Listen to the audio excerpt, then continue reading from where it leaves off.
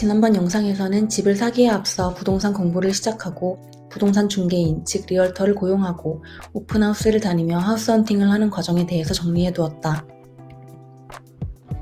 오늘은 오픈하우스에 가서 집을 둘러볼 때 중요한 것은 무엇인지, 사고 싶고 살고 싶은 집이 생겼다면 그때부터는 어떤 일들이 펼쳐지는지 정리해두려고 한다. 오픈하우스에 가는 건 소개팅을 하는 것과 비슷하다고 생각한다. 첫인상은 주로 집에 들어선 후 몇 초 안에 결정된다.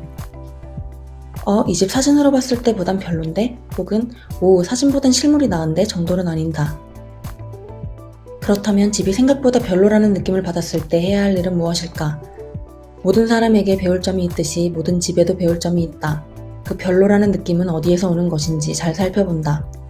집을 별로라고 느끼게 한 원인들이 우리가 업데이트하고 바꿔나가면서 바꿀 수 있는 것인지, 아니면 우리가 컨트롤할 수 없는 것인지 파악하는 것이 중요하다. 컨트롤 가능한 원인들을 예로 들면 카펫, 창문, 화장실 등이 오래 교체되지 않아서 낡았다거나 페인트가 벗겨져 있다거나 인테리어가 우리의 취향이 아니라거나 하는 우리가 조금의 시간과 돈을 들이면 비교적 간단하게 해결되는 문제를 말한다. 컨트롤 불가능한 원인들로는 먼저 집 상태가 전반적으로 매우 심각한 상황일 때, 즉 레노베이션을 하는 것이 집 한 채를 새로 짓는 정도의 공수를 필요로 한다면 그 집은 대부분의 경우 예선 탈락이다. 그리고 집 근처에 큰 찻길이나 파워라인 또는 기찻길이 있다면 그 또한 내 힘으로 어찌해볼 수 없는 부분이다. 당연한 얘기지만 보통 사람들이 피하는 시설 근처에 위치한 집들은 비교적 가격이 저렴하게 나와 있다. 그래서 혹할 수도 있겠지만 삶의 질, 그리고 미래에 그 집을 되팔 때를 생각하면 여러모로 골치가 아파질 수 있으니 주의. 그렇다면 집이 생각보다 더 좋을 때는 어떻게 해야 할까? 김새는 말일 수도 있지만 내가 혹시 중요하지 않은 것들에 현혹되어 중요한 것을 놓치고 있지는 않은지 정신을 똑바로 차려야 한다.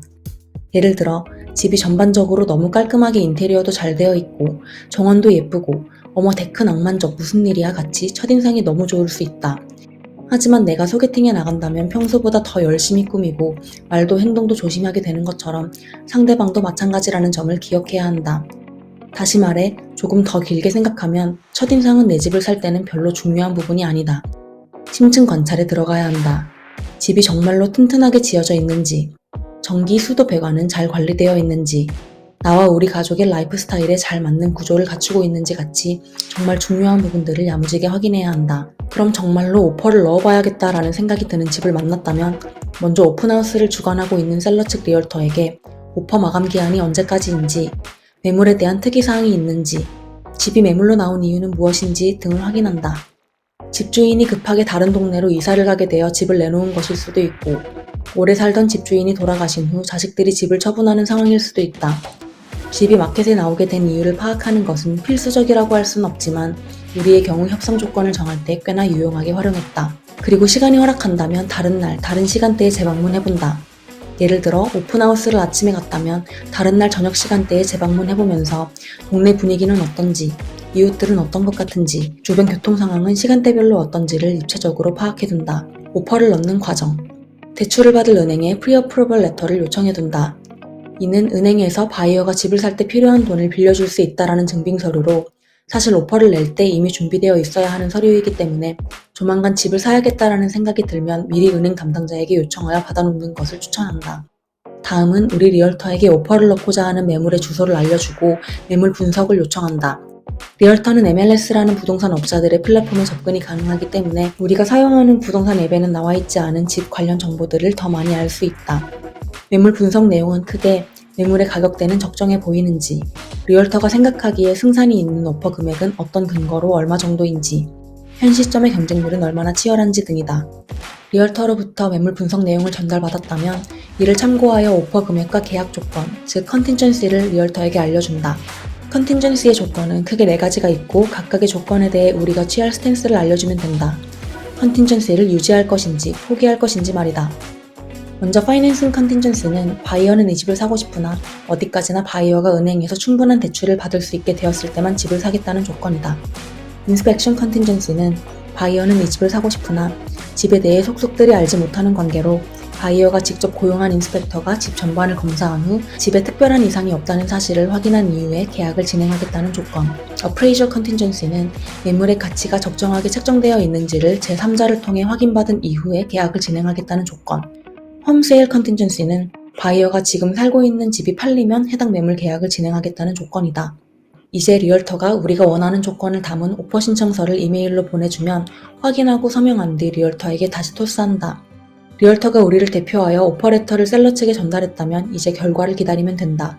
오퍼 결과는 주로 yes or no로 나뉘는데 여기서 yes는 셀러가 우리가 제시한 금액과 조건을 받아들이겠다는 뜻이다. 하지만 꽤 많은 경우 비슷한 조건을 제시한 바이어들끼리 한 번 더 경쟁을 붙여 최종 조건을 제안해보라고 한다. 굉장히 피말리는 눈치 게임이 시작되는 것이다. 이런 경우는 생각보다 많고 보통 다음날 아침까지 최종 조건을 알려달라고 하기 때문에 오밤중에 리얼터랑 작전회의를 많이도 했다. 먼저 돈 내는 사람이 임자인 한국 부동산과는 달리 미국에서는 집을 파는 사람이 자신의 집을 사게 될 사람을 선택하게 되는 시스템이다. 그래서 집을 정말로 원한다면 바이어는 최선을 다해 셀러의 구미에 맞는 계약 조건을 들이밀면서 우리를 뽑아주세요 하고 지원해야 한다. 심지어 내가 읽은 어떤 부동산 책에서는 셀러에게 편지를 쓰는 것도 추천했다. 그냥 편지도 아니고 부부간의 사이가 좋아 보이고 인상까지 좋아 보이는 사진을 첨부한 편지 말이다. 첫 번째로 오퍼를 넣을 땐 그런 순수한 감성 전략까지 써보았지만 실전을 겪어보니 결국 중요한 건 뭐니 해도 머니였다. 경험상 집값 잘 쳐주고 계약 조건이 깔끔할수록, 즉 컨틴전시가 적을수록 오퍼가 수락될 확률이 높아졌다. 만약 우리의 오퍼가 받아들여지지 않는다면, 그러니까 우리가 아닌 다른 바이어가 넣은 오퍼가 수락이 되었다면 우리가 할 수 있는 일은 다음과 같다. 리얼터를 통해 최종적으로 받아들여진 오퍼 조건을 확인한다. 주로 그 바이어가 제시한 금액이 우리가 제시했던 금액보다 높을 것이고 클린 오퍼로 제시한 경우도 많을 것이다. 클린 오퍼란 모든 컨틴전시를 포기하고 매물을 지금 그 상태 그대로 어떤 태클도 걸지 않고 사겠다는 뜻이다. 오퍼가 거절되는 일은 분명 마음 쓰라린 일이다. 하지만 세상은 넓고 집은 많다. 다음 오퍼를 위한 전략을 세우면 된다.